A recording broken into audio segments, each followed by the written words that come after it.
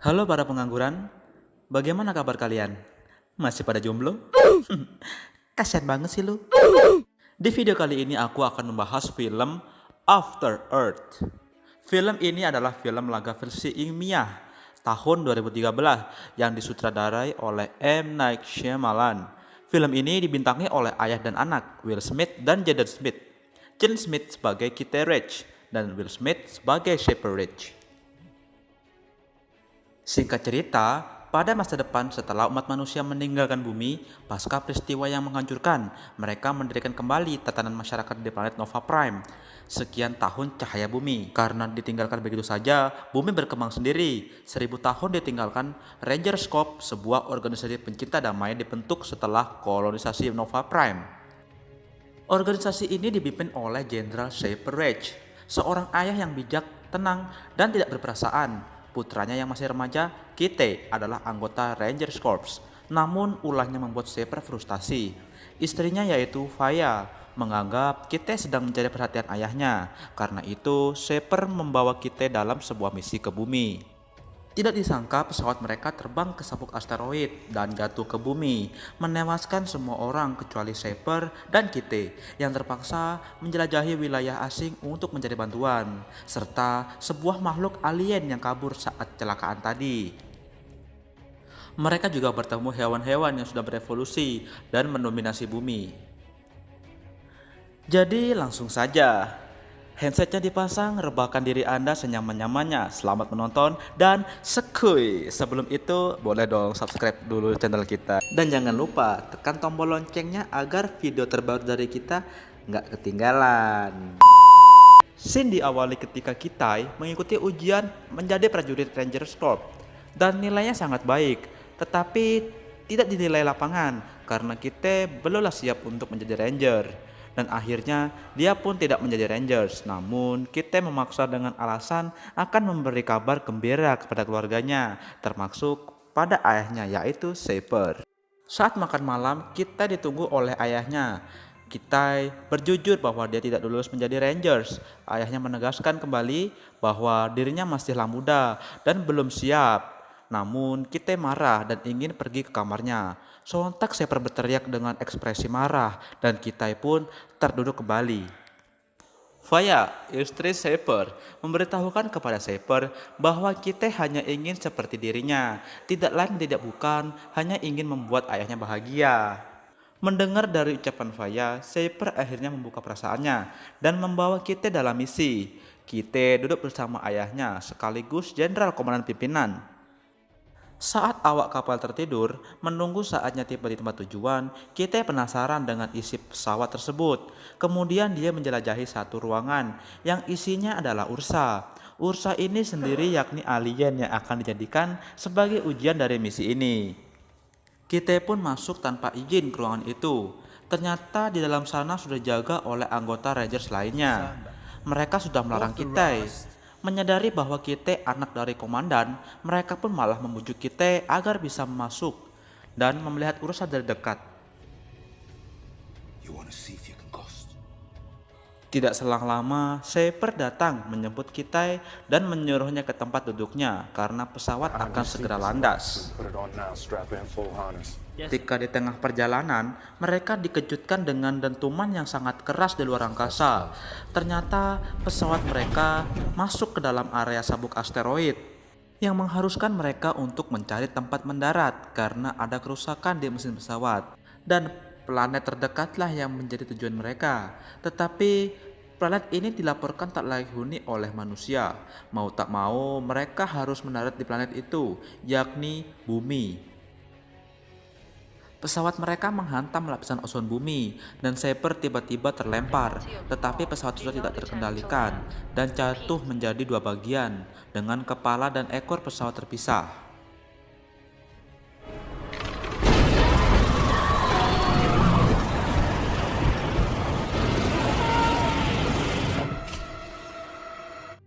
Scene berlanjut, kita tersadar bahwa dirinya masih hidup. Dia pun memeriksa sekeliling pesawat dan akhirnya dia menemukan ayahnya yang masih hidup, namun bagian kakinya patah akibat tragedi sebelumnya. Hanya merekalah yang tersisa dari kecelakaan itu. dan mereka hanya bergantung pada suar bantuan agar posisinya bisa dievakuasi. Namun naas, suar itu rusak. Dan untung saja Shaper mengetahui bahwa ada dua suar, namun satu suar itu berada di ekor pesawat. Dan ekor pesawat itu sangat jauh dari posisi mereka. Menyadari bahwa Shaper sudah tidak bisa apa-apa, dan kitailah harapan Shaper yang mengharuskan kita mengambil dan menembakkan suar itu. Karena hanya itulah satu-satunya jalan agar mereka tetap hidup. Karena bahaya adalah pilihan. Akhirnya kita memberanikan diri dan dipandu oleh ayahnya menggunakan sensor kamera di baju peralatan kita. Dan dia diberi peralatan senjata, yaitu berupa pedang yang berisi 20 bentuk dan cairan oksigen yang harus dihisap 24 jam sekali. Yang patut diwaspadai dari perjalanan ini adalah Ursa, yang paling berbahaya. The fluid will coat your lungs, increasing your oxygen extraction rate. Lalu kita berangkat dengan menaiki tebing dan menyaksikan keindahan planet bumi serta hewan-hewan yang sudah berevolusi. Sementara itu, ayahnya mengirimkan dan menempelkan kamera untuk mendeteksi ketika kita sedang berbaur dengan alam. Tiba-tiba pakaian kita berubah warna menjadi hitam. Warna hitam menandakan bahaya. Ternyata benar saja, ada makhluk mendekat dari arah barat dengan kecepatan 60 km per jam. Makhluk ini adalah simpanse atau kera, tapi dia sudah berevolusi kayaknya. Kemudian kita melemparnya dengan batu dan kera tersebut merasa terancam dan bersuara memanggil kawanannya. Sontak kita berlari mundur menjauhi kera-kera tersebut. Kita menuju sungai dan menghindari kawanan kera tersebut.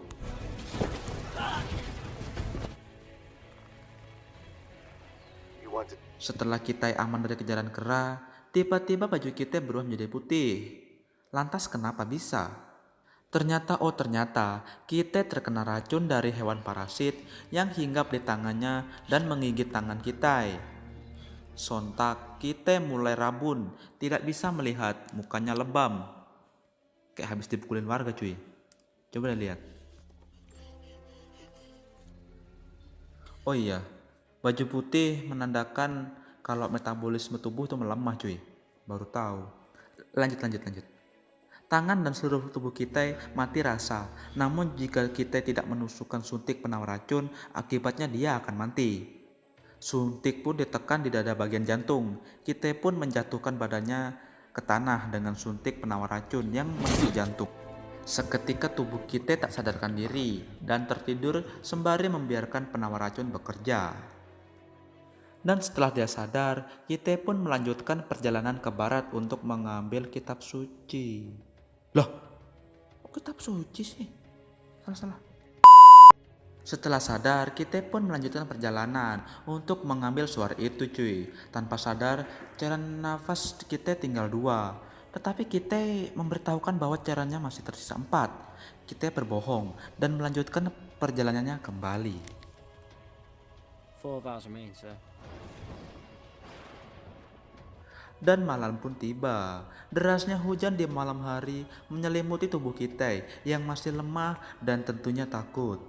Batang pohon yang berukuran seperti rumah menjadi tempat peristirahatan sementara untuk kita. Malam pun telah berlalu, pagi pun tiba. Shaper menyuruh kita pergi ke air terjun yang jaraknya 14 km.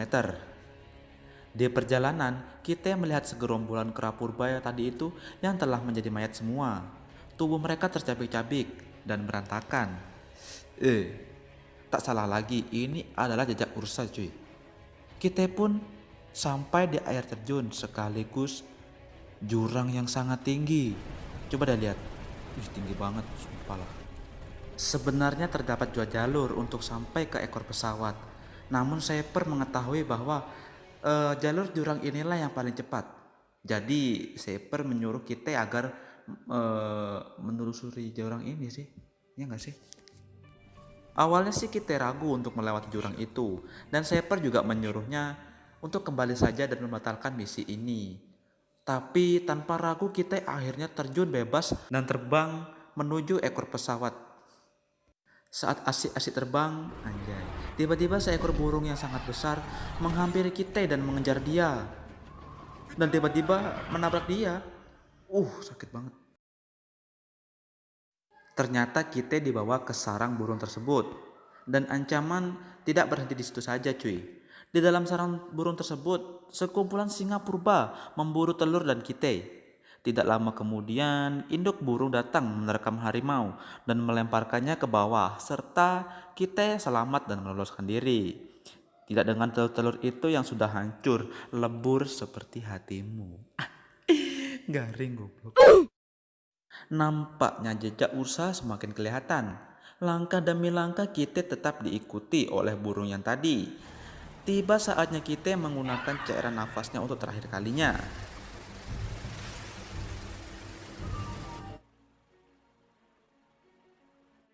Dia pun tiba di sungai.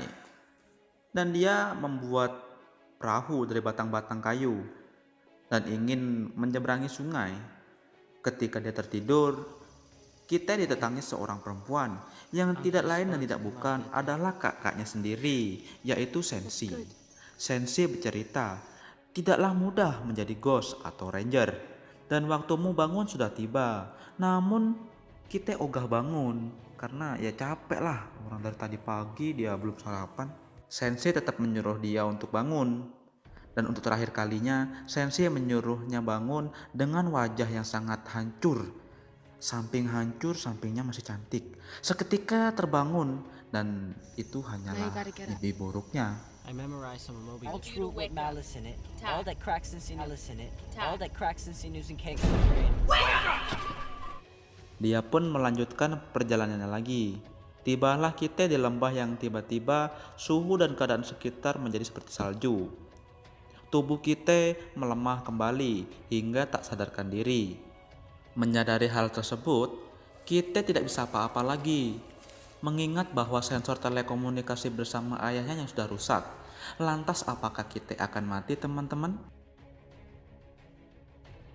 Tentu saja tidak, karena tidak lama kemudian setelah kita pingsan dan tak sadarkan diri, burung yang sebelumnya yang mengikuti kita menyelamatkannya, menarik tubuh kita, menempatkan di bawah tubuh burung itu, seolah-olah kita adalah anaknya sendiri agar dia tidak kedinginan. Namun, setelah kita tersadar dan keluar, kita terkejut karena burung itu menyelamatkannya lalu meninggal. Dia pun melanjutkan perjalanannya lagi. Tubuhnya yang mulai melemah dan sudah tidak mempunyai cadangan oksigen lagi. Tiba-tiba kita melihat puing-puing dari ekor pesawat tersebut. Lalu ia melihat ke arah depan, akhirnya dia telah sampai pada tempat tujuannya dan menuju ke sana untuk mengambil suar dan persediaan lainnya.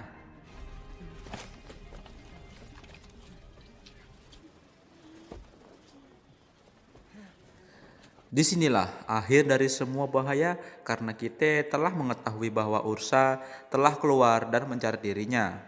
Kita semakin takut dan was-was akan dirinya yang sedang diburu. Akhirnya dia menemukan suar, tetapi suar tersebut tak berfungsi karena lapisan udara tertutupi dengan ionik yang mengharuskan kita untuk pergi ke gunung itu dan menembaknya di atas sana. Tanpa berpikir panjang, kita pun menuju ke gunung itu dengan rasa takut yang dia rasakan dan tetap waspada. Dia berlari menuju gunung tersebut, sesekali berusaha mencari posisi untuk menembakkan suar itu. Mengetahui posisinya yang terancam, serta baju kita yang berubah warna menjadi hitam, menandakan sensor bahaya. Terdapat goa di gunung itu, lalu kita menuju goa dan berjalan mengendap-endap. Tidak disangka, Ursa telah mengetahuinya dan ingin membunuh kita.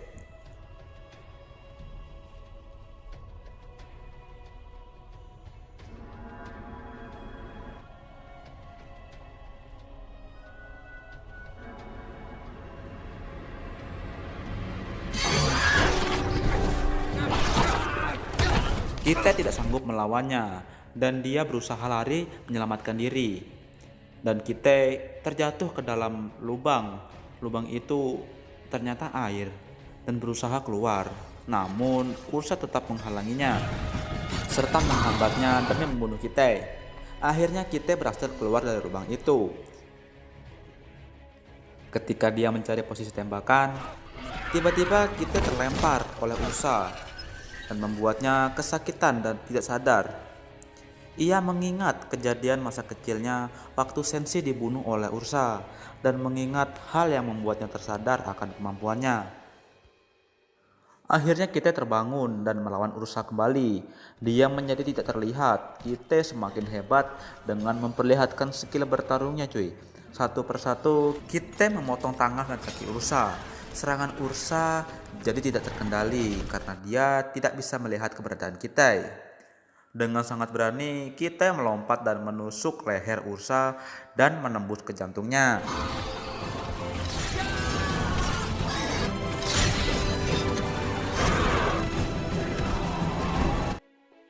Akhirnya kita berhasil membunuh Ursa dan pertarungan ini dimenangkan olehnya. Gila. Dia pun menembakkan suara ke langit dan tembus ke angkasa. Tidak lama kemudian, bala bantuan datang dan segera mengevakuasi mereka serta membawa mereka kembali pulang ke planet Nova Prime. Kita yang melihat ayahnya terbaring lemah akibat pendarahan di kakinya, dia merasa bodoh amat. Maksudnya dia merasa sedih dan Shaper meminta untuk dia berdirikan. Tiba-tiba dia hormat pada kita, mengingat kita yang masih muda, bahkan belum pernah merasakan misi sebelumnya, dan anak yang sangat takut akan dunia luar. Tidak disangka bisa membunuh Ursa serta berhasil menyelamatkan ayahnya. Shaper sangat bangga pada kita dan mereka berpelukan. Sangat mengharukan sekali bukan? Settingan boy. Endingnya sangat bahagia cu. Cerita pun tamat.